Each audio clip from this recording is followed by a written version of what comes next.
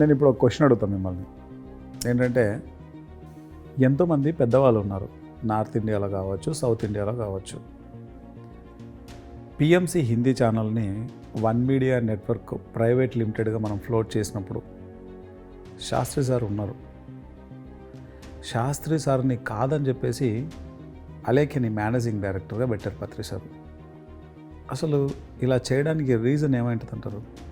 సార్కి already grand plan తెలుసు పత్రి సార్కి. సోల్ పిఎస్ఎస్ఎం ఫ్యామిలీలో ఎప్పుడు వెళ్తున్నారో అన్నీ తెలుసు సార్కి. ఆయన గ్రాండ్ ప్లాన్లో ఎప్పుడైనా క్వశ్చన్ మార్క్ ఉండకూడదు. సార్కి ఆల్రెడీ తెలుసు నాన్న పోతారని, నాన్న వెళ్తారు, వెకేట్ చేస్తారు బాడీ అని.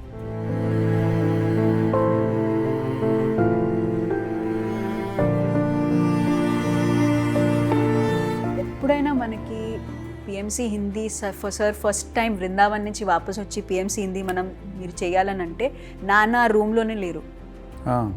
అమ్మంది సార్ వెయిట్ శాస్త్రి గారు లేరు, ఒకసారి నేను వెళ్ళి పిలుస్తానంటే నో అని అన్నారు. Stay here, you stay here అన్నారు. సో సార్కి ఏం తెలియదు అనుకుంటున్నారా? పిఎంసి హిందీ గురించి డిస్కషన్ అప్పుడు నాన్న లేకుండా చేస్తారా సార్?